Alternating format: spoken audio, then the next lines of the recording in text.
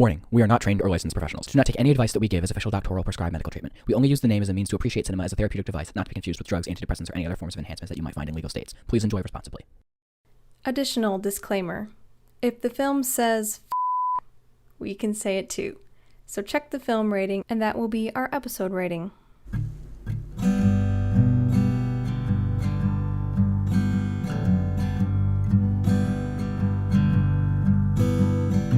Welcome to this episode of Film Therapy.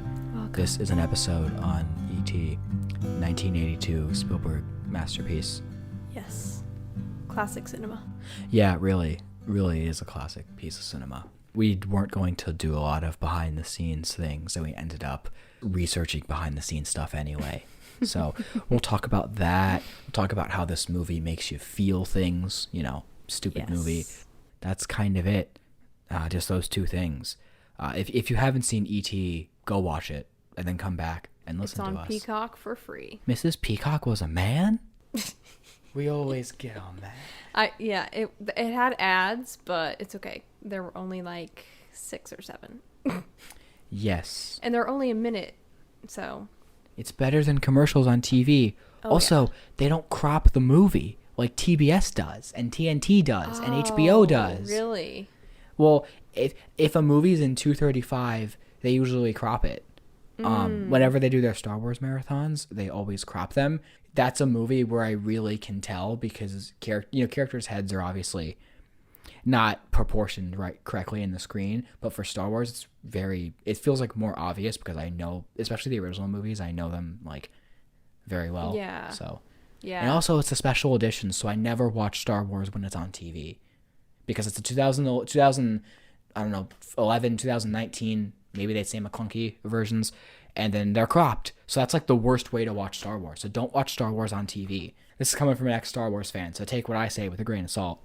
Actually, no, I'm not going to degrade myself like that. I am an ex-Star Wars fan, but please take what I say with high regard. Being an ex-Star Wars fan is kind of like being an ex-Christian or something. It's like you know everything about what it's about, but then you've learned to separate yourself from that. So I think it's still valid. All your opinions. Thank you very much for saying so. If we ever do a controversial cast episode, that's what we would call it. I would just talk about my Star Wars opinions because I'm sure that they would go along very smoothly in the Star Wars fan community. Oh gosh. But we're not here to talk about Star Wars. We're here to talk about E.T. First, I'll start by recapping real quick. E.T. the Extraterrestrial was directed by Steven Spielberg and came out in 1982, starring Henry Thomas, Robert McNaughton, and Drew Barrymore. After a gentle alien, E.T. becomes stranded on Earth and is discovered and befriended by a young boy named Elliot, Henry Thomas. Elliot introduces E.T. to his brother Mike, Robert McNaughton, and his little sister Gertie, Drew Barrymore, and the children decide to keep him a secret. Elliot and E.T. learn that they have a spiritual connection, and they make a device to contact E.T.'s family in space so he can get back home. Soon, however, E.T. falls ill, resulting in government intervention and a dire situation for both Elliot and the alien. First behind-the-scenes fact of this episode. So, for the 20th anniversary, Spielberg released his special edition of E.T. with some CGI enhancements, and when the... Spoilers for E.T., by the way. In the scene when Elliot and the kids, Mike and Greg and all of them, they're running from then the police are like holding their guns up in the air. Spielberg was feeling really sensitive, so he changed it to walkie-talkies. Elliot doesn't call his brother penis breath, and then when his mom says to the older brother, "You can't go out to Halloween, you look like a terrorist." In that version, she says, "You look like a hippie." And a few years later, Spielberg was like, you know what? When he put the DVD out for the 20th anniversary edition, he insisted that the theatrical cut was there as well. So he's got 1 point higher than George Lucas, who doesn't want to release the theatrical cuts of Star Wars. Mm-hmm. And then when it came out on Blu-ray and when it got screened again in movie theaters, he said, you know what? We're just releasing the theatrical cut. That's the only version that's in circulation, as I believe it should be. So... thank God, because the movie is a masterpiece and it did not need to be changed. So yeah. Spielberg was like, I'm going to do what George did. And then he's like, wait, that's not a good idea. I'm going to do what I should have just done initially. It's an interesting experiment, but I think that that's the better course to take. Yeah, I agree. I don't know if you knew that. No. The reason I found out about it was because I had I think it was Shrek on VHS, and they had a trailer for E.T., and it was for the 20th anniversary. And then it says, like, new, never before seen footage, new effects, new, like, remixed score or something. So. Okay, cool. Man, yeah, now I'm looking at all these BTS things, and it's, like, really interesting. This website, whatever I'm on, screenrant.com. Okay, so I was interested in how they made E.T.'s voice because I listened or watched something recently that was how they made the alien noises for Halo, and they used a pug, like, making the snorting noises, and then they kind of, like, completely transformed it and enhanced it, but the original sound was a pug. So I was like, maybe they used a pug for this too, but no, they used raccoons, otters, horses, and burps.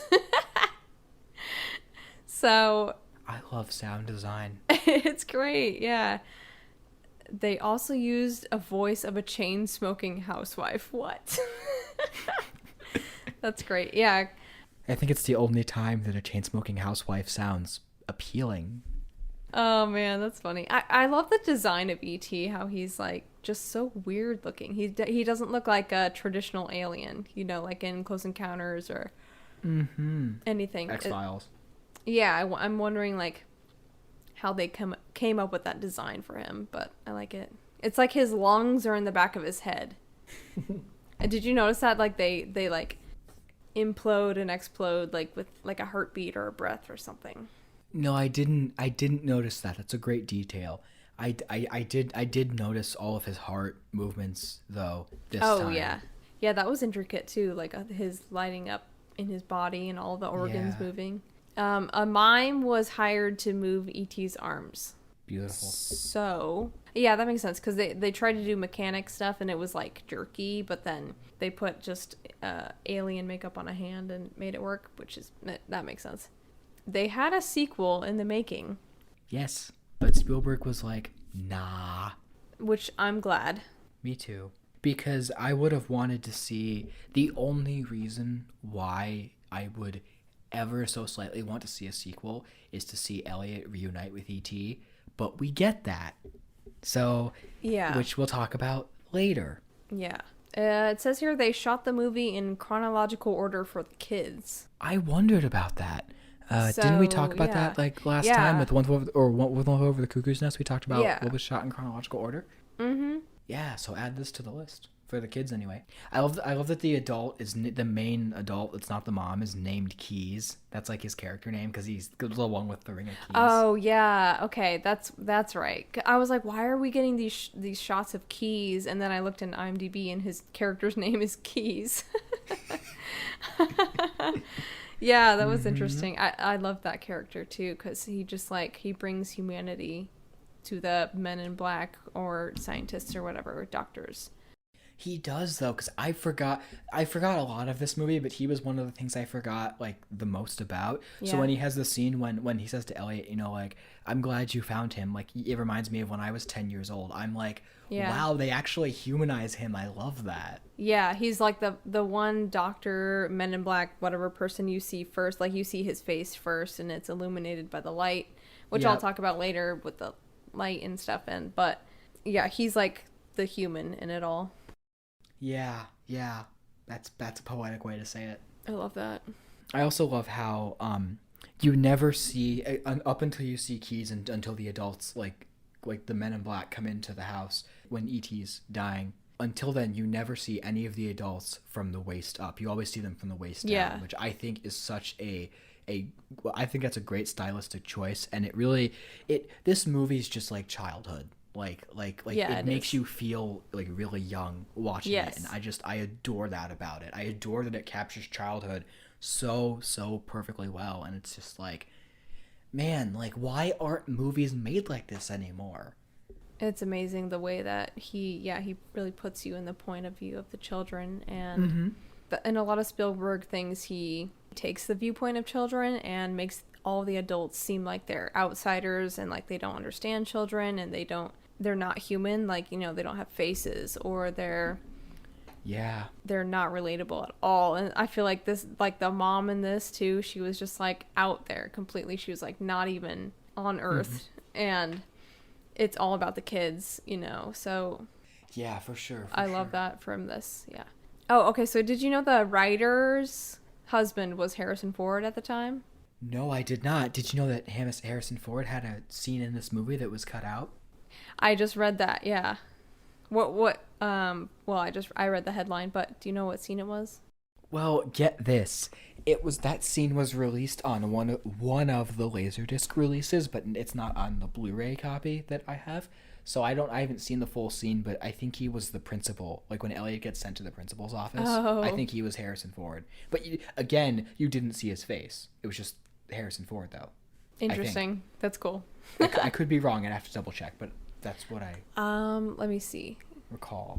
He was going to play against his usual type here as an uptight school principal who would scold Elliot after the frog releasing scene. Yeah. Yep.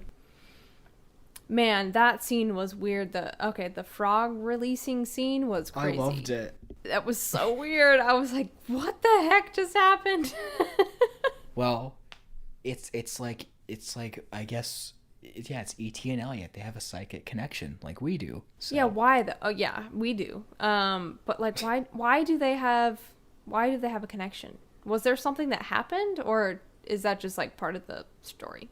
I think it's just part of the story because Elliot was the first one to like find him and not to feel threatening. Because E.T.'s also like really like a kid. Like they're both like just kids. So I think it's just part of the story because they have the closest connection. Okay. But do you have any more behind the scenes things you want to share? Drew Barrymore thought E.T. was real. That's the most precious thing I've ever heard. She was only 6 when she played her part of Gertie, and yeah, she was great. She was awesome. I didn't realize, like, I don't remember her being such a big part of the movie, but she really is. Yeah, me too. And yeah, she thought he was kind of like a real alien. I mean, I probably would have at that age. Yeah, me too. The original title was supposed to be A Boy's Life, and it was supposed to, like, boring as heck. Thank goodness they changed it to E.T. I mean, E.T. is still not a very creative title, but it means way more than A Boy's Life. Like, you think of A Boy's Life like Boyhood, or Boy, like the Roald Dahl novel. It's like about a boy, but this is about E.T. I mean, well, it's about Elliot too, but it's about how E.T. changed Elliot. And there was one behind the scenes thing I wanted to make sure I got right, so I was going to try and look it up here if I can find it. Because I assume the movies that E.T. watches on the TV, I assume they have significance. So I was going to see what movies they were. Yeah, thank you. So the movie E.T. watches on TV are Tom and Jerry, obviously. Mouse Comes to Dinner. The movie he watches is The Quiet Man and Michael the Brave. And then obviously Sesame Street, because, Big Bird. It's also one called This Island Earth. So those are the 3 movies he watches are Michael the Brave, This Island Earth, and The Quiet Man. And I'm going to look up what the plots to them are. I don't know which one is the romantic one, but that's the one I would want to watch most. Oh yeah, The Quiet Man was the romantic one. So it's about a boxer that returns to... Okay, it doesn't have to do with E.T. This Island Earth. One of them is aliens coming to Earth seeking scientists to help them in a war. So that one is alien. Okay. And then Michael the Brave is just about like the Austrian Empire. So I wonder if there are movies that like Spielberg had seen and they had inspired him or something. But yeah, probably. I mean, everything in Spielberg's movies, especially this one, has meaning, and I think Spielberg really is a good director to begin with if you're just getting into films and stuff, because everything means something, and it's amazing. Like, honestly, so when I didn't even go to film school yet, I was still at the University of Wyoming. I took a Spielberg class, and it was awesome. That was my total introduction to film, and why I wanted to study it from then on. And it was awesome. Yeah, we watched this one? We had to have watched the one. Okay, only E.T. could hear you at that point.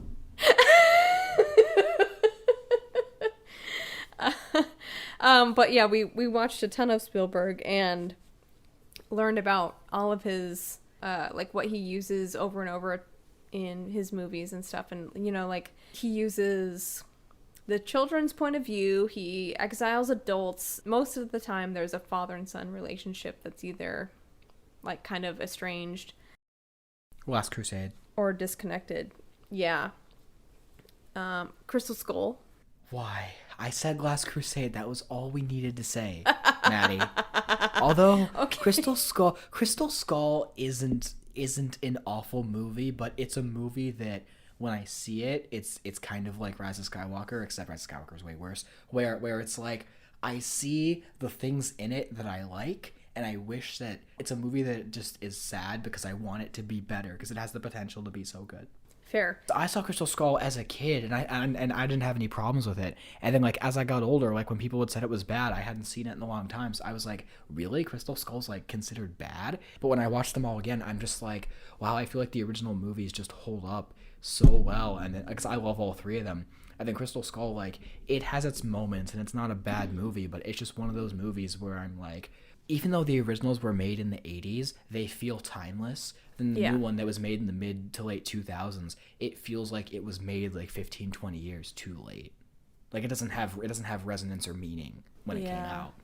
Yeah, that's fair. You can't watch it now and be like, oh, I mean, you can, I guess it depends on your opinion, but for me, I can't watch it now and be like, oh, this is a movie that's gonna like you're gonna show to your kids and it's gonna be like a generational thing. Oh yeah, but like no. like my dad, like we watched like Star Wars and Indiana Jones and Back to the Future, and I'm like, I'm gonna show my kids those movies even though they're like not even from my generation. Yeah, there's something about those movies that really are timeless, and there will be movies from the 2000s that are timeless. It's just definitely not Crystal Skull. Yeah, for sure. In a way, the Indiana Jones movies I kind of are more coveted than Star Wars, even though Star Wars is more coveted by its fans. But Indiana Jones I feel like is more coveted because they did make Crystal Skull, but there's still just those three movies. There's not like a whole like okay, there's the young Indiana Jones movies, the TV show, and then there's like all the expanded like books and stuff, but it's not like they're not like milking a whole franchise out of it. It's just like I mean they are making another one, but you know what I mean. It doesn't have the same air of like, well, we're gonna When? Like 2-3 years from now. Is with Harrison Ford? I thought he was done. Yes. Oh, he's done with Star Wars. Yeah, Spielberg was gonna direct, but now they have the guy who directed Logan and Walk the Line to direct it, which is weird. I don't know, but anyway, I don't know. Harrison Ford was great in Force Awakens and Blade Runner 2049, so maybe he'd be good in Indiana Jones 5. I mean, yeah, he's good for sure. I just feel sorry for him. Yeah, but you know what? If that's what he wants to do. But anyway, just like Indiana Jones is just something that like I feel like is so. The original movies are so timeless because they're set in a different time period than when they're made, and Crystal Skull is too. But I think part of it's like the effects they use, because practical effects for CG and I don't know, the CG they use in the movie is just kind of dated. Anyway, it doesn't mean I can't articulate it unless I like sat down and watched it again. But that's the closest I can connect to it. That's fair. Back to E.T. though. After rewatching this might it's definitely in my top 3. This might be my favorite John Williams score. Yeah, Like, I just love the theme so much. It's going to be stuck in my head for the next couple days, and it just plays the entire time, and it gives me chills every single time. Yeah, for sure. I love it. I think it's this, Superman, and Harry Potter, I think are my favorite. Not in order, but those are like my 3 favorite John Williams scores. But I'm probably forgetting a bunch. Star Wars is great, but they never play the official like theme in the movies. It's only in the opening. Like Harry Potter, they play the theme throughout, and obviously in this they play it throughout. And then in Superman, there's motifs throughout the movie that are I just find so like beautiful and resonant. But also that's another movie that I just love to death. So the very first one, I mean. Yeah. I am fully convinced that John Williams is not human, and that when he does, die, it's just him going into a higher realm, like how David Bowie did. Like they can't die. Like they're immortal beings. But John Williams especially, because like his movies are just or his scores are just so, Jurassic Park also. Okay, he also did like Home Alone and Schindler's List and Jaws and Saving Private Ryan and Close Encounters and all these. He's done so many movies. Like it's just amazing. Like yeah, I know. His scores are always so good. Jerry Goldsmith is also a great composer, but I feel like it's not comparable, but like his scores are great too. But anyway, focusing on John Williams, his scores are just incredible. they're literally beyond words. There's some of the people say like classical music is timeless, and it is, but like John Williams movie scores are absolutely timeless. Like they'll be around like in like centuries from now. So good. So good. The movies would not be the same without his scores. No, because I felt like the whole last scene was his music was directing the whole thing. It was the images that were secondary. They were just following along the music. The music was driving the whole last scene. That's what I thought. That's what came to mind for me. Absolutely. Oh, it just was like so mesmerizing. One thing I find interesting, I don't know if you picked up on this, in the very beginning of the movie, the Universal logo is backwards. They play it backwards. What? Yeah. Why? I have no idea why, but that's just how it is. That's weird. Henry Thomas, who plays Elliot, plays Norman in the flashback scenes in Psycho 4. Oh my god. He does a good job. I could see that. I forget if they do any certain shots, but like it's him and Anthony Perkins, and they fit. Like it looks like a younger version of him. It's really good. Wow. Yeah. Well, because most recently he was in To All the Boys I Loved Before. He played a teacher in that movie. Have you seen that movie? No, but I'm intrigued. What is it? Isn't that It's on Netflix. He played Mr. Kavinsky. It's like it was a whole Netflix like teen girl rage. And then he also was in Wait. No, he is coming. Wait, is this out? He plays the teacher in the newest version of this movie. So they have To All the Boys I Loved Before, then To All the Boys, the second one, whatever that is, and now they have To All the Boys Always and Forever. It says coming out in 2021, February 12th. Is this out? Hang on, let me look. Yeah, that's out. I haven't seen it on my but of course I haven't been on Netflix in a minute, so hang on. Oh, it's out. Yes. Okay, To All the Boys Always and Forever. He's in that. He plays the teacher, Mr. Kavinsky. Anyway, he's also in the only thing I've seen is The Haunting of Hill House. He plays the younger version of the dad in that series. Really? I've heard of that series. I just haven't watched it because Oh, it's so good. It's terrifying. That's why I haven't watched it. It's so good. Oh yeah, he's also in Doctor Sleep. But I don't want to say what role. I don't want to say what role. Oh, is it a spoiler?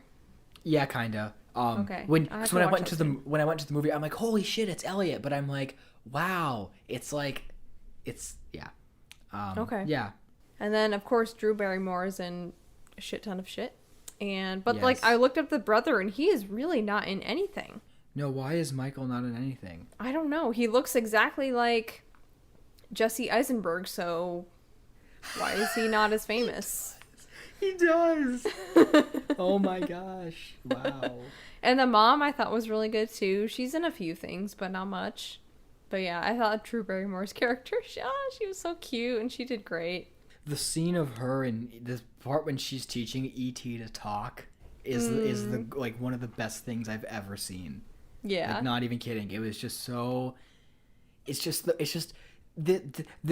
I need wholesome movies like this in my life. Like it's not all wholesome because it's like gets really sad in the middle, but then it's like uplifting but yet bittersweet. It's so. Why don't movies like this exist? Like there's children's films and there's family films. Children's films are like ones that like you watch when you're young and you're like and then you're like, oh, I like this, but when you get older it doesn't hold up and you can't really enjoy it as a family. I guess you can, but like not in the same way. And then you have like family movies that just they don't talk down to kids and they take their story seriously. You have like E.T. or I don't know, like any Spielberg film.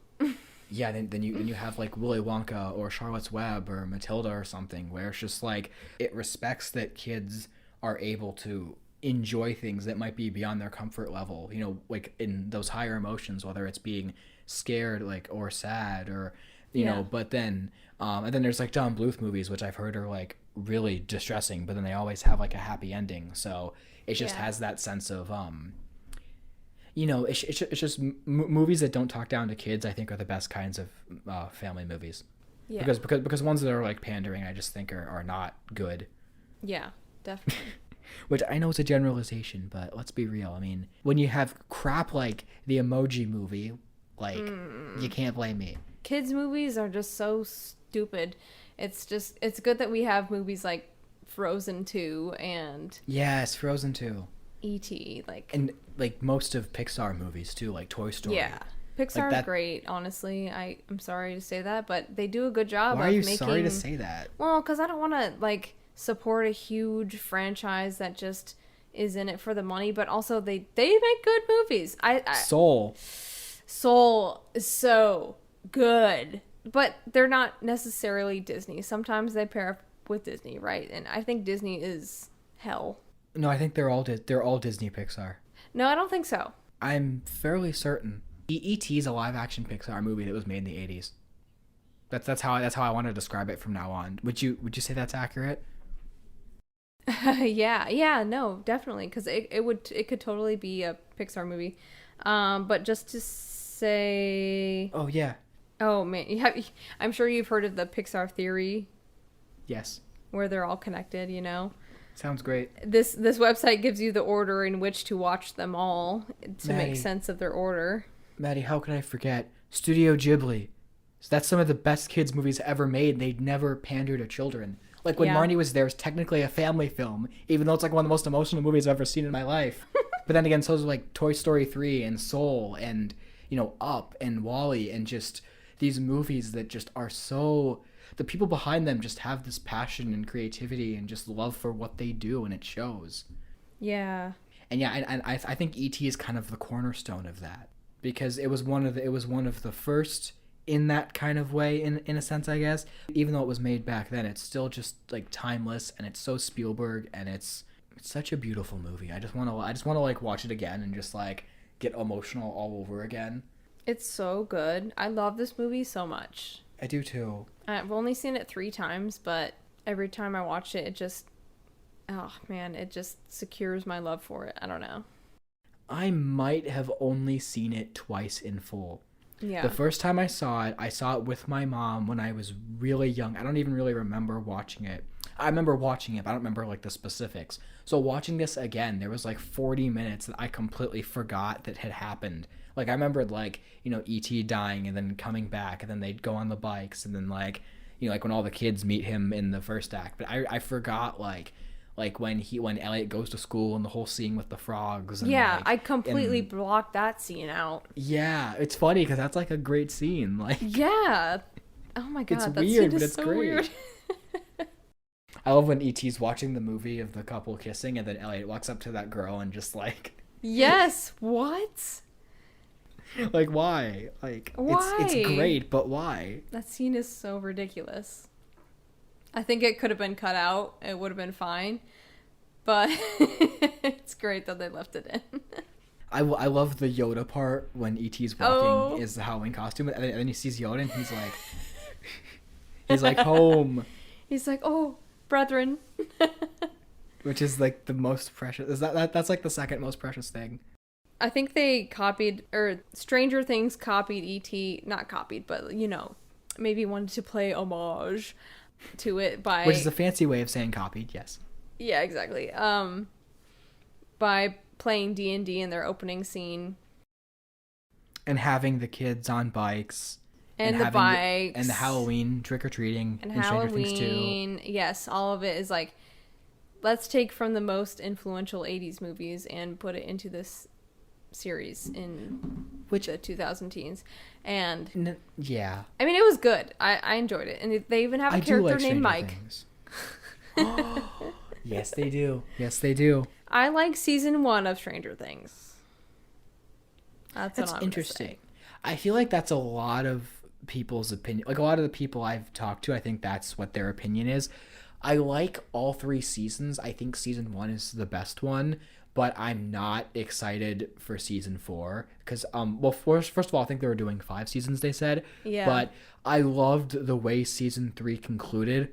until the mid-credits scene, and then I was like, oh no, crap, we're gonna do this shit again. And then season 4, I'm like, season 3 was like, that could have been it for me, because just the way, and anything that ends with David Bowie is like emotional, but just I think the way they concluded it was really good, and I just wish that they would stop. But gotta make more money. But who knows? Maybe the last 2 seasons would be really good. Like I can't say, so who knows? The only reason I'm excited for season 4 is hopefully that they will connect season 2 back to it, where Elle has her whole like sibling connection to like all these other experimental children. They didn't address that at all in season 3. So see, it's funny because I didn't hate that episode, but apparently a lot of people do, and I don't really know why. I have a guess, but I don't really know why. I like it. Yeah, so that's why I think they just dropped it, was because they didn't get a positive reaction from it. Oh. But I think a big part of it was because they can't just drop it. Yeah, but they did. But they stood on the shoulders of geniuses before them, and before they even knew what they had, they patented it, packaged it, slapped it on a plastic lunchbox, and put it on Netflix. But they gotta address it at some point. Otherwise, screw that series. That's ridiculous that they wouldn't. That just because it got negative feedback means that they can't go back to the whole story. They just like, Maddie, what? Maddie, that's the Star Wars sequel trilogy in a sentence. What you just said. God. Every movie was dictated by the negative feedback from the previous one. That's horrible. That's why there's no cohesion with the 3 of them. Yeah, actually, that's why there's no cohesion with the last one, because even the first 2 connect, but then 9 just because 9 is damage control and too many cooks in the kitchen and studio interference and it is not worth your time. But yeah, E.T. I love that the first few minutes of the movie don't have dialogue. Like, we really don't get a talking scene until we see the kids playing D&D. Yeah. I love the shot of the rabbit, because just real animals in movies, not because like today it'd probably be CG, so I love that it's real. Mm-hmm. And like later when E.T.'s in the river and they have a raccoon. Yes. Oh God, that shot of E.T. in the river messed me up so bad, because I didn't expect it. And then it happened. Me either. And then I was like, oh my gosh, no. I freaked out. Yeah. I did too. I was like, oh, I can't. Like it disturbed me. Me too. I was like, oh my God, what the heck? He's just all shriveled up and pale in the river, and that's not good. No. And then the next 10 to 15 minutes is like, I knew what was coming, but it still hit so hard. And the part that really got me was when the doctor's all around, and then they're like, oh, we're losing both Elliot and E.T. And then E.T. like gives like the connection, his side of the connection back to like his life to Elliot, so Elliot can live. And I'm just like, oh. I know. I hate that part. I hate when they quarantine the house and they all come in their suits. I do too. Like, I hate it so much. I hate it. Oh God, it's the worst part ever. And when Elliot's all hooked up to these electrodes and he's just like screaming and crying and it's the worst. Like, I almost wanted to skip it. Me too. I was seriously debating it, because there's the part when like when they're all like crowding ET and Elliot's just like you can't surround him, you're gonna kill him, and I'm just like, oh. I know, it's so emotional. I definitely cried watching this movie, and I did not expect that I was going to. Oh, and the ending scene too. I was just like, oh my God, I'm gonna cry right now. I know, me too. Like, it's so. The ending is so uplifting yet so bittersweet, and it's just like, man, like, and the way that their entire final interaction is dialogue from the previous parts of the movie. Yeah. Like I knew at the end that E.T. says, I'll be right here, but I didn't know that Elliot, like that was set up earlier. I forgot that when they're in the beds and like they're like quarantined, and then he says that to E.T. as he's dying. Like that got me to cry, because I'm like, oh. Well, and that's even repeated from before when they're in Elliot's bedroom and he's like, stay, I'll be right here, stay here. Yeah. I was not prepared for that when I watched it. I know, me either. Oh my God. One of my favorite, more minor things I love is that like even though Michael and Elliot are brothers, and like him and his friends kind of pick on Elliot a little bit, when things get serious, like immediately they're just like, he's just there for him. I just thought that was so sweet, and I loved that aspect. Yeah, me too. We got so wrapped up in it, and then when E.T. was alive and they're rejoicing, then they immediately go into like the plan to get him back home. I'm just like, yeah. But I even forgot like that they made that device to call his family. I just thought his family like off screen was like, oh shit, we forgot him and came back, or it was tied into like his heart somehow, like his like he called them that way. But then when they made the device, I'm like, oh, that's how that happened. It like filled a gap in my head. That was one of the gaps that filled in my head. I didn't remember that part either. Yeah. Yeah, so instead of doing a feature-length sequel, what they did was they did a commercial for Xfinity, and they got Henry Thomas to be Elliot, and then they had E.T. like come back and spend the holidays with his family. And it's like 4 minutes long. And I remember I saw it when it aired on TV, and I think like I was with my family or something, and we were all and it just came on, and then my reaction was just like, oh, that was really sweet. Like yeah, it's like pandering and like nostalgia bait, but I like they didn't like make a sequel. They made like a 4-minute commercial. I mean, that's so weird. If more movies have to bring everything back, why not do it in creative short form ways like that? Like, we don't need like a whole franchise. I mean, we don't need sequels anyway, but I mean, like, if you're going to do it, and like Steven Spielberg gave his approval, and like Henry Thomas was like, it was very important that we did that justice, and then I'm like, that's how you need to go into it if you're going to go into it. The whole sequel thing bugs me because it is just trying to make money off something people already know and love. Yes. And I think we should make sequels illegal, and well, no, because yes, go ahead. I have a because story. There are way too many creative ideas out there that we could make. We don't need to be wasting our money on sequels. But yeah, I do agree. Like, that's a cool thing that they were just like, hey, E.T., come home for Christmas. We'll have it a commercial. I mean, that's funny. It's a commercial. Wait. Did you see it? Have you seen it? No. You want to send it to me? We can put it in the... Yeah, Elliot's reaction to seeing E.T. again is just so... It's exactly what you want. Aww. Yeah, it's an ad for, like, Xfinity, but, like, that's, like, 10 seconds of the commercial. Like, it's like a Super Bowl commercial that has, like, a whole story to it, and then it's just, like, Jeep. Yep, exactly. And then it's like that scene in Dumb and Dumber when they're crying at the commercial, and it's like, Pacific Bell. Exactly. Which is so funny, because, I mean, like, you know. But anyway, yeah, so I think I did send it to you. I'll see if I can find it. But yeah, I recommend watching it, and I want to know if you agree with me. You sent it to me before? I did, yes. When? Here we go. I'll send it again. Like a couple days ago, yesterday, day before. Oh yeah, no, I see it. Okay. Oh yeah, because you said watch this after the movie. Yeah. Yes, that's right. Okay, I see it. When did it air? Like 2019, I think it said. 2019? Wait, what? Yeah. How did If you want to watch it now, I mean, like. Do they have Henry Thomas like his actual age? Yes, he's an adult. It's him and his kids. 4 minutes later.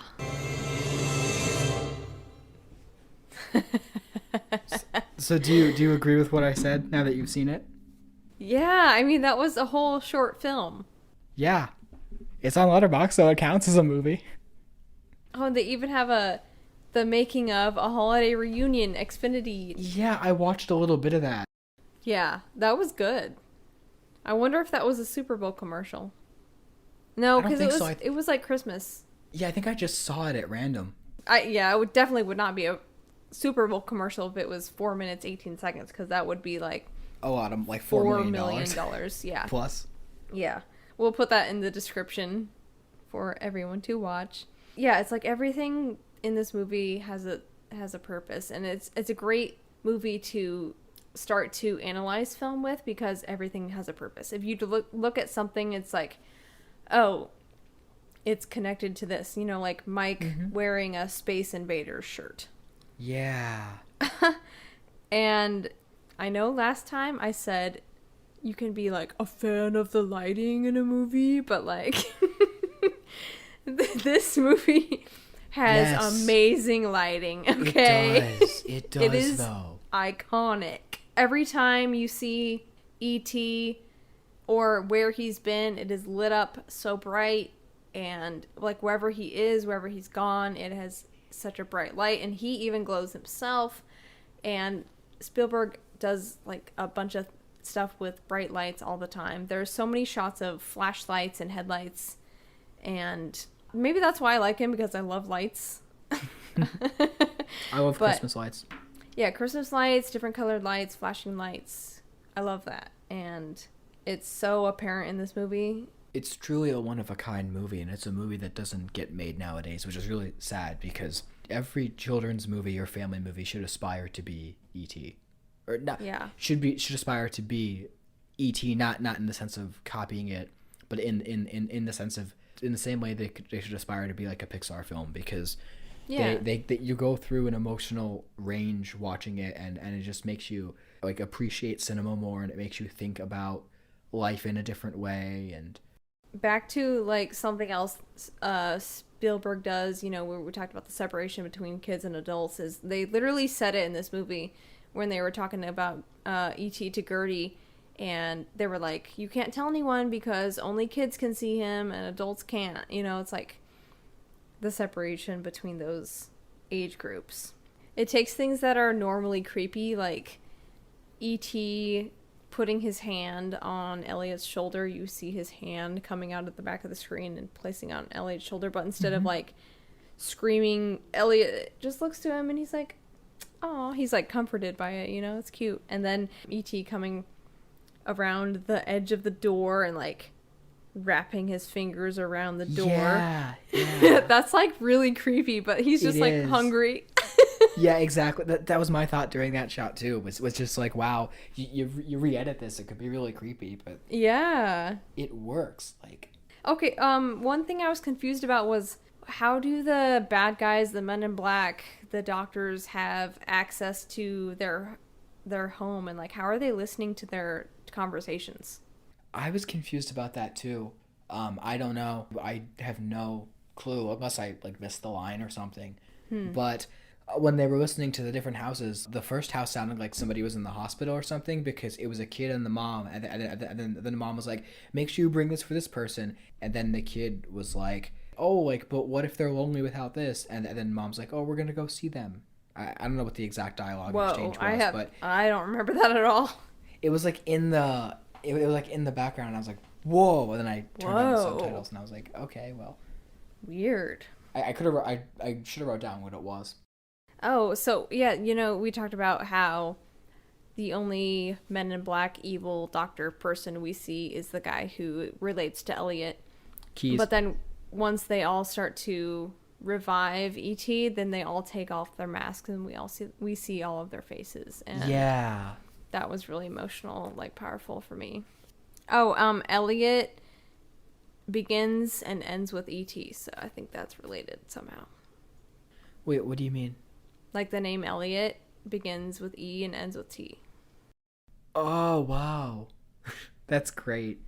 The poster shot of Elliot and E.T. in front of the moon is it's an homage from a movie that Spielberg had seen. I forget what it's called. I think it's from the 40s, but that's really? I might change my computer background to that, because I just changed my phone background to that. See, we're in sync somehow. Yes. Yeah, well, we were talking earlier. I changed my phone background. Back to how it's kind of a whole children's movie filmed for children. Elliot is like living my dream. I used to go out hunting for creatures and reptiles and everything, and always wanted to bring them home. And he successfully does it by leaving a trail of Reese's Pieces, and it's great. Like, I got really jealous of him in that moment when he's leaving the Reese's Pieces, because I was like, oh man, maybe I should have just done that, and then some creature would have followed me home. I love that anecdote so much. I can't even put into words how much I love that, because a big part of my inner child that I still have, I love exploring and I love looking for things. Like, I've always loved that, and when I do that, I feel like a kid. So you doing that as a kid is just like, I can't explain how great that feels. Like, I love that. Aw. I also noticed that in the first family scene we see with the mom, Gertie, Mike, and Elliot, Gertie copies everything that Mike says, and then later on, E.T. copies what Elliot does. So I'm like, he's finally feeling like important, like the older sibling in that moment. Aw, I never even connected that. That's so... Yes. And then I love that the mom was... Does she even have a name? What's her name? Mary. Oh, yeah, Mary. Oh, yeah, because the kids call her Mary. All the kids call her Mary at some point. Well, it makes sense because they are, like, disassociating her from being their mother. She's just another human. They call her Mary. And she's reading Gertie Peter Pan. Yeah. And then later Spielberg directs Hook, which is... I haven't seen Hook in a very long time, so I just remember, like, the bare minimum. Oh, yeah, I watched that movie so much as a kid. So there's the 50s animated Disney Peter Pan, and then there's the animated sequel Return to Neverland, where it's like Wendy's daughter, right? So those are the two Disney animated movies. And then there's the live action 2003 Peter Pan, and then there's Hook from the 90s, and then me as a kid was like, okay, the two animated ones are connected, so I'm going to connect the two live action ones in my head. Like I tried to find connections between the two of them, even though they're really not connected. Also, in that movie, I think Wendy's played by Professor McGonagall. Oh, yeah. Yes, you're right. Yeah. In Hook. Because it's Maggie Smith. Yes. I forget who plays, like that's all I remember is obviously Dante Bosco's in it as Rufio, and then Robin Williams, but I forget, and Dustin Who's Hoffman, Dante Bosco? He's Zuko in Avatar. Oh, he's Zuko in Avatar. Mm-hmm. Oh, cool. Okay, yeah, Rufio. He's a great character. Not to be confused with the Joel Schumacher movie, The Lost Boys, with Kiefer Sutherland, which when I was little, I'd heard of that one, and I'm like, is that related to Peter Pan? And then I saw it, and I was like, no, it's not. No, yeah, I had not heard of The Lost Boys until a lot later than Hook, or Peter Pan, or whatever. Yeah. Oh yeah, because isn't Tinkerbell Julia Roberts in Hook? Yeah. Mm-hmm. Yeah. The reason I brought up the 2000s one is because they do the I Do Believe in Fairies. That's like a big part of it also. Okay, yeah. That was one of my favorite like stories as a kid. I don't know if I ever read like the original story, but just, you know what I mean? Like the story of the movies, I just always really liked that. Mm-hmm. That was probably my first like live action Robin Williams movie was Hook. Because I didn't see Mrs. Doubtfire for a while. Yeah, me either. Yeah, definitely that one was my first, I bet. I didn't see Flubber for a while. I avoided Flubber for some reason. Have I seen Flubber? I think I didn't like the whole aspect of the Flubber. It just kind of grossed me out until I saw it. I don't know. I think I had a similar reaction. I think one time I watched it with like my sister or something, or we turned it on in the background and then we didn't end up and watch it. Mm-hmm. Yeah, so yeah, E.T.'s honestly like I hoped I would enjoy it, but I enjoyed it a lot more than even more than I thought I would. It's very emotionally driven. It's a very beautiful movie. Go watch it if you haven't. If you haven't, you shouldn't have listened because we spoiled it. But I love that Spielberg put the kibosh to a sequel because we don't need one. Me too. But he didn't put the kibosh to Crystal Skull, so. Yeah. Maybe he was Desperados. That's also a movie series because there's El Mariachi, Desperado, and Once Upon a Time in Mexico. Yeah, director of the Spy Kids trilogy. Yeah. Which is also great. Which I'll talk about Spy Kids 3 a tiny bit in a minute when we talk about what we watched. But yeah, did you have anything else about E.T.? Just one little thing that at times he kind of reminded me of the Eraserhead baby. Yeah. Which is disgusting. When I saw I had the inverse effect. When I saw Eraserhead, I thought the baby was a little like E.T. Yeah, that makes sense, because I had definitely seen E.T. twice before I saw Eraserhead, but I guess not recently enough that I made the connection, but when I watched it this time, when especially when E.T. was in the river. Yeah, oh god, yeah. Ooh, that was really disturbing. That shot scene. Messed me up, like it just cuts to him, just like full body shot of him just like decaying. Yes. And there's like a raccoon right there, like trying to and I'm just like, no, it's too much. I know, that was horrific. It's funny because there was a movie in one of the classes where I had to turn away because it was so horrific, and the same thing happened with like E.T. and I'm like, it's a PG movie, like. What movie was it? It was Waltz with Bashir, because the whole movie is animated. Oh, and yeah. at the very end, it cuts to live action footage of like actual people dying and children dying, and I'm like, no. Yeah, that was a crazy movie. Oof. But E.T. ends somewhat happy, but also sad. Happy and sad. Oh, when they say goodbye. Yeah, it's. He's like, I'll come with you, and then, or no, E.T.'s like, come with me, and then Elliot's like, no, stay, and then they're just like,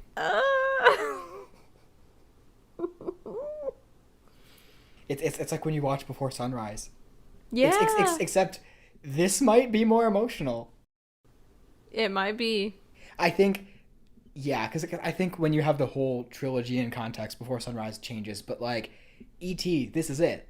Like, they say goodbye, and there's the Xfinity movie. commercial, but E.T. so they and do the reunite. Xfinity commercial. It's called, like, what is it, a holiday reunion? Is that what they call it? Yeah. E.T. Part 2. And we have Before Sunset, so there we go. But, yeah. Like, it's so... yeah, I'm going to stand by that. As of now, I think it is... Although both movies give me the similar feeling where I'm like, I'm happy, yet I'm sad. I'm like starting to tear up, but I'm also like feeling kind of weirdly like joyful. It's like just this bittersweet nature of. Mm-hmm. It's a much different ending than Close Encounters. Yeah, certainly. Because Close Encounters is like everyone discovering the existence of aliens, when this comes in the beginning is like, aliens exist, here's what we do, you know. Although the ships are kind of similar in the way they have their saucer like shape, and then they drop down as a ramp. I mean, that's the only thing I noticed that was really similar, but yeah it could have been, you know, different. Like, they could have beamed down, or they could have just appeared, or they could have had a door or something, but each of them had a ramp, which I thought was interesting. Yeah, when I saw the ship at the end of this movie, I was just thinking, wow, you know, like, for Spielberg, this must have been like not a walk in the park, but it must have had like this feeling of doing this again after having the ship in Close Encounters. Yeah. There's no real vague way to say this, so I'll say spoilers for Close Encounters, but that movie ends how part of you wants this movie to end, because Roy Scheider gets on the ship, but he also doesn't have an emotional connection with any of the aliens. Yeah, I love that movie too. Yeah, that would be fun to watch too. I haven't seen it. I've only seen that one once, but I liked it. I watched it semi-recently, and yeah, it was awesome. There's 3 versions. I apparently watched the worst cut of the 3 cuts, so I want to see it again. Okay. I don't know which one I've watched. Did you see the inside of the spaceship? No. Then you did not see the one I saw. So you saw one of the other 2. Because in one of the 3, you see the inside of the spaceship, and then the other 2 ones you don't. Because Spielberg was like, we shouldn't show the inside of the spaceship. But the studio was like, oh, we're re-releasing the movie. You got to give them something new. And Spielberg was like, oh, fine. So the inside of the spaceship, I've seen it. Dang, okay. So yeah, I think it's better not seeing it. Even though I've only seen the version where you see it. So. I mean, yeah, it's such a mystery that you're like, okay, he's gone. He's going to go have a new life experience, and we are stuck on Earth. He's going to go to the 21st century where mankind has colonized the last region on Earth, the ocean.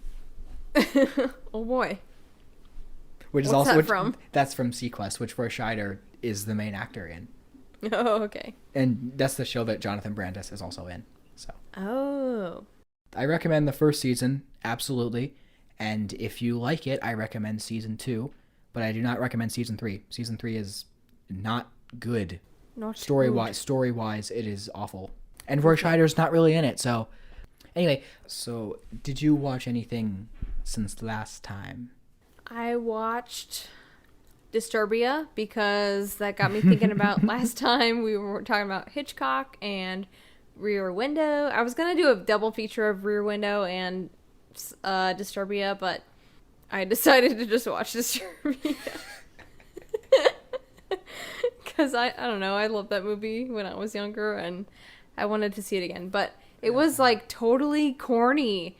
It would not hold up today in in a like serial killer thriller movie, because all of these things were unanswered questions, and it was just like, oh, okay, well, why does he do that? He literally attacks a girl when his windows are wide open. Like, that's no, that Shia LaBeouf, you mean, or like the villain? No, the murderer guy. So Shia LaBeouf is like the guy who spies on the murderer. Yeah, he's like Jimmy Stewart. Yeah. But I mean, the whole premise of it is good. It's like he's on house arrest and he is bored. His mom makes him get rid of his TV and Xbox and phone and stuff, and so he's just forced to sit there and look out the window. And he discovers that this guy is like, yeah, I guess he doesn't believe in reading. I don't get people that don't believe in reading. Because he just like, he finds that his neighbor is a murderer, and yeah, it's a good movie.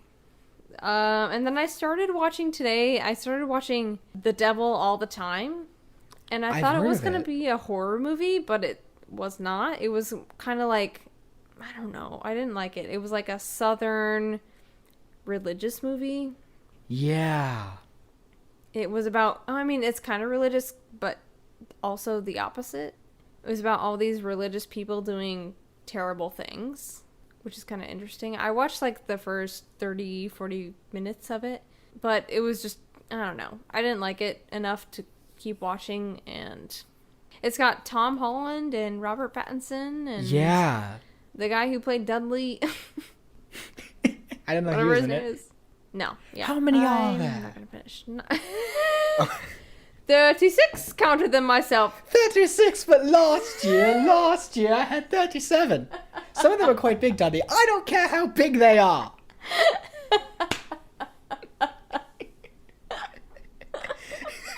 That's my favorite Dudley quote. Wake up, cousin! We're going to the zoo! You want to know something really, really funny? I mean, it's not really funny, but it's really stupid.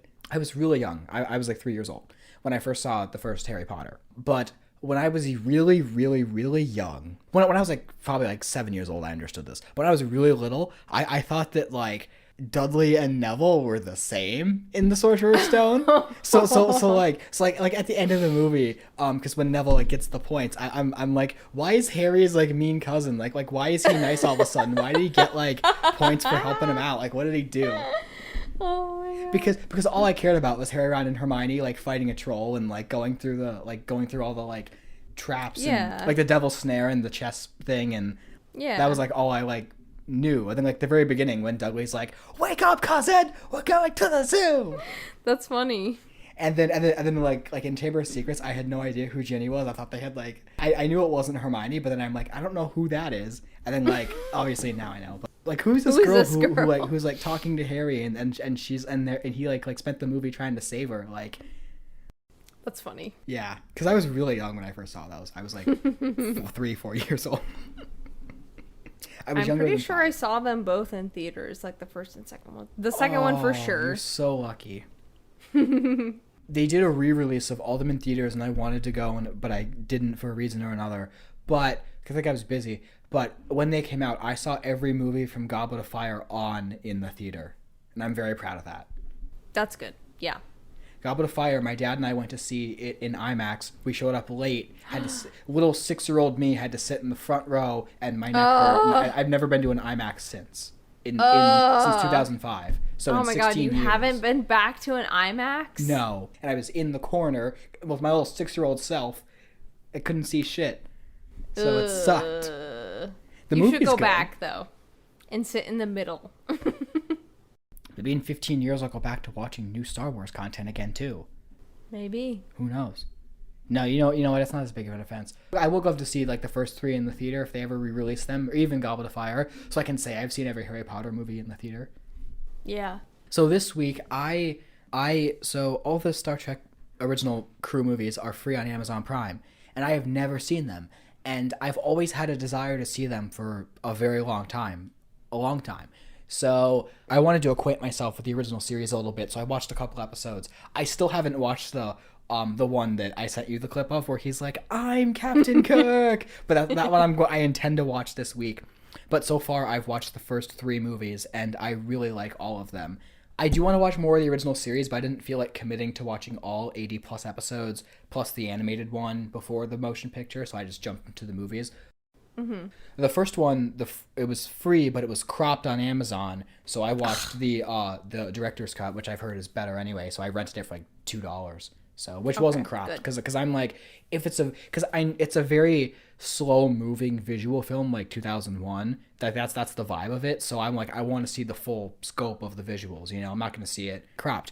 A lot of fans, say that even number ones are better than the odd ones, and the first one's not very good. But for some reason, something about it just really clicked with me. Like, even though I hadn't seen much of the original show, I've only seen a couple episodes in the J.J. Abrams Kelvin trilogy. Seeing these characters again, I still felt like it was like when you see old friends again after a long period, because that's really what like the first act of the movie is. And they take their time with introducing the characters a lot. Like, Spock isn't even there for the first like hour. Then when he shows up, it's like, yeah, it's awesome. Crew's back together. Spock. Yeah, he has the best entrance in the movie though, hands down. He just comes in and everybody's like so happy to see him, but he's Spock, so he doesn't show any emotion. But I love it's great. Spock. Spock is my favorite. And then the rest of the movie is like a very slow, hypnotizing 2001-esque movie. And it's from the director of The Sound of Music, believe it or not.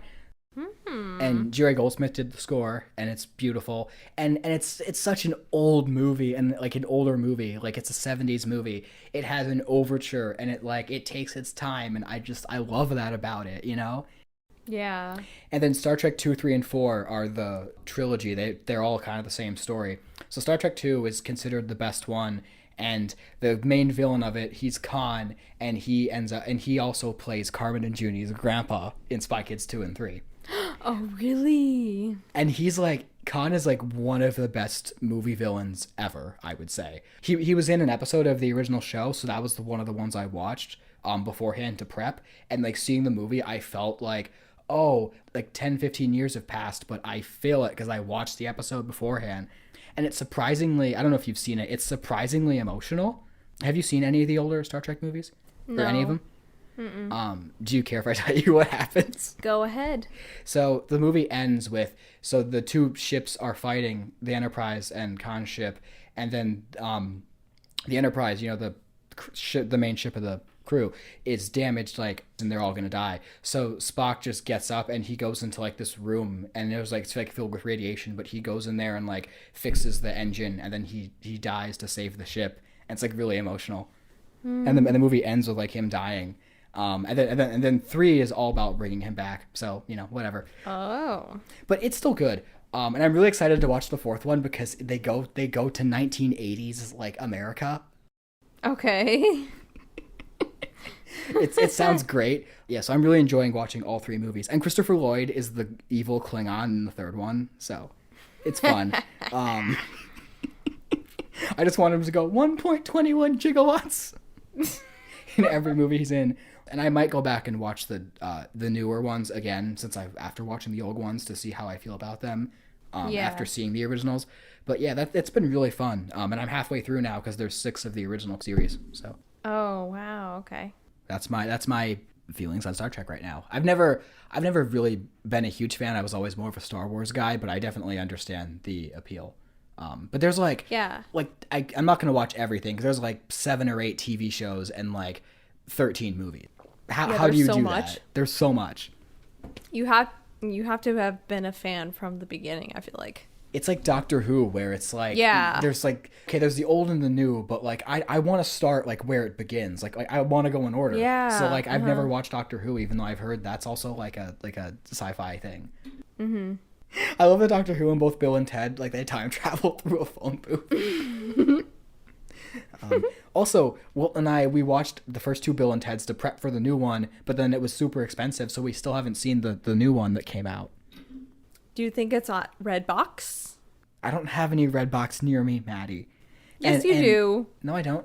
And also, I bet at least a half an hour around you. Yeah, you're right. There is one. I take that back. You're right. But yeah, so we talked about renting it. We just haven't done it yet. But yeah, so yeah, Bill and Ted. Yeah, I think it's pretty good to rent now. It's $4. But when it first came out, you could rent it. Bill and Ted Face the Music? No. Yes. Yeah. But then when it first came out, you had to pay like $20 to rent it, and I'm just like, Jesus, like no. You can definitely rent it at Redbox, dude. Go get it. But then he's got to rent it too. We got to sync it up. We got to plan when we're gonna rent it. True. Yeah. Yeah, but But you could do it. Yeah, I don't know why we haven't yet. We're too busy watching. What have we been watching? We're talking about just watching all the Harry Potters again because why not? Yeah. We've been watching WandaVision on the Plus. So is it good still? What is WandaVision? Yeah. Yeah, it's still good. I'm not gonna watch everything that's Phase 4 that they're doing now. What's that? What do you mean Phase 4? That's everything after Spider-Man Far From Home because it's like Phase 1, Phase 2, Phase 3, Phase 4. What? In the MCU. The first Iron Man to the first Avengers, that's Phase 1. Iron Man 3 to Avengers 2 is Phase 2. Civil War to Endgame and Spider-Man Far From Home is Phase 3. WandaVision and the Plus series and the new movies that are coming out is Phase 4 and continuing. Phases 1 to 3 is the Infinity Saga. Phase 4 onward. My theory is it'll be called the Multiverse Saga, but I could be wrong. But if it is, I'm calling it now. Okay. So, record noted. So I like WandaVision a lot because I love both those characters and the actors, but I don't see myself watching everything Phase 4 because I'm more like selective now because like Endgame's the end. You don't need anything after it. I know it's hard to end. just like go back into it. Mm-hmm. But Far From Home is great and WandaVision's great. So I'm going to see Guardians 3, Spider-Man 3, Doctor Strange again because it's Sam Raimi. If somebody put this on Twitter where it's like if Doctor Strange 2 is just him, Benedict, walking into a movie theater and watching Spider-Man 4, I would be so happy. And I'm like, yes, can that be Doctor Strange 2, please? I love Doctor Strange. He's my favorite. Benedict Cumberbatch is great. He's also in Star Trek Into Darkness. So that's great. Oh, yeah, okay. Yeah, so... Yeah, I need to watch WandaVision. We're almost done with Phase 1, apparently. No, because you watched them out of order. Oh, wait, what? You watched them in chronological order, so it's going to be different. Oh. Because Captain Marvel's Phase 3, and you watched like that. Crap. I'm talking release order. Okay, gotcha. They have so many... Plus series coming out in a few movies, and I'm like, I just don't care to see all of these now. It's just so much. It is. It's so much. I can't keep up, honestly. It's funny because one time Laurel like asked us like aren't you like sick of superhero movies yet? And like the whole MCU thing, and my response was no, because Endgame is the end, and that's like it.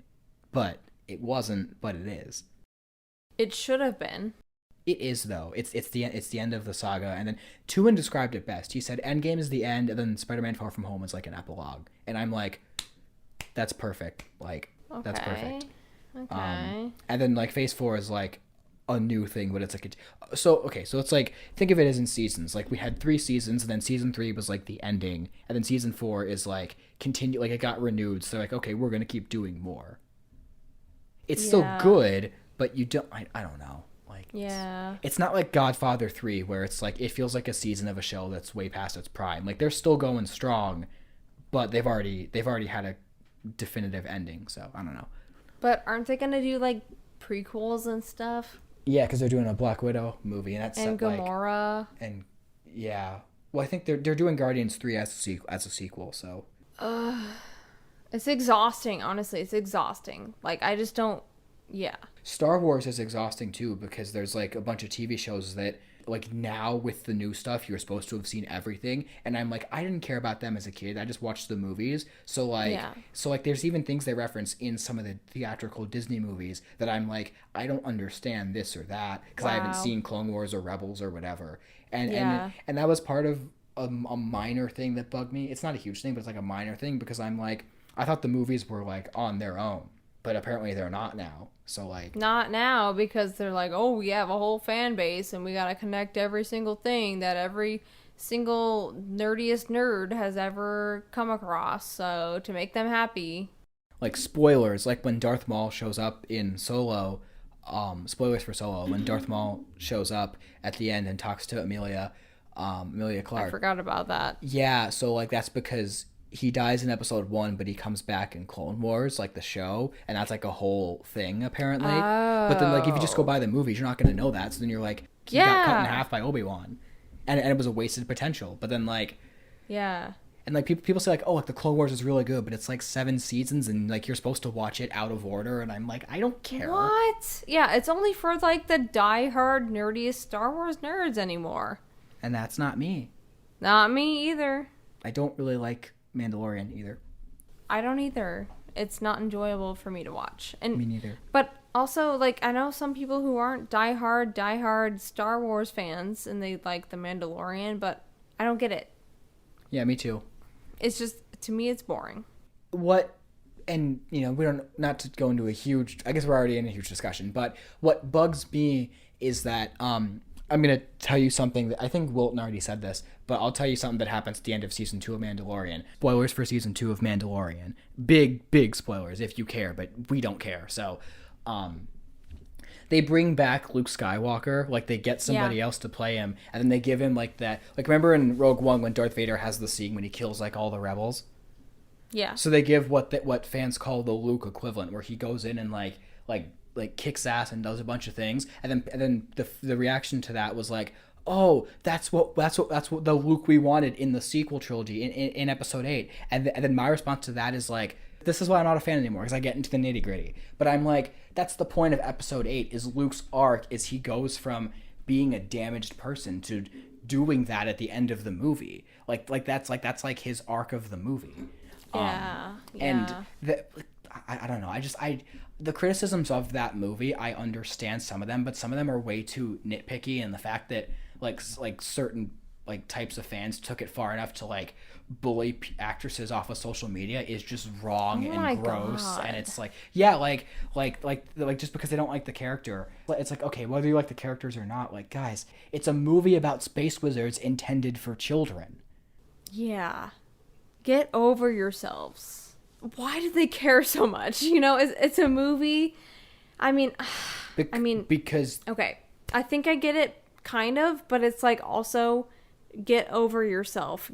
And if you think you can write a better movie, why don't you go prove yourself in Hollywood? Okay. Yeah.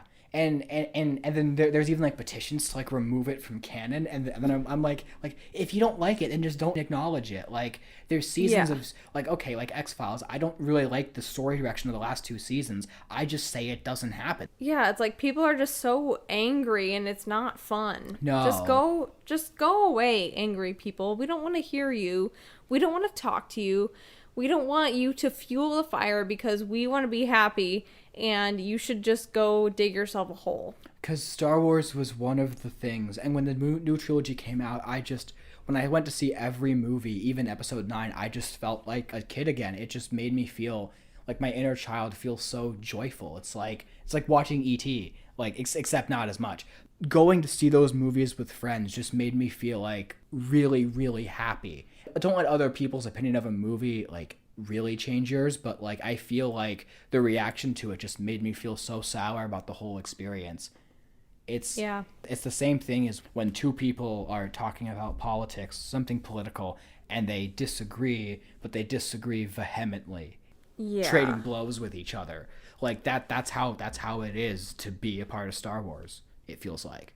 Dang. Toxic. I did not mean to get into all of that. But yeah, watching the original Star Trek movies is great because it's totally, from my outsider perspective, it's totally free of all that. For all I know, it could be the same thing. But watching the original Star Trek movies has just been like kind of therapeutic in a way, because I'm like, it's like a space series with characters that I really love, that I can like grow attached to, and I can form my own opinion. And they're like, they've been out for decades. Who cares? Mm-hmm. Yeah.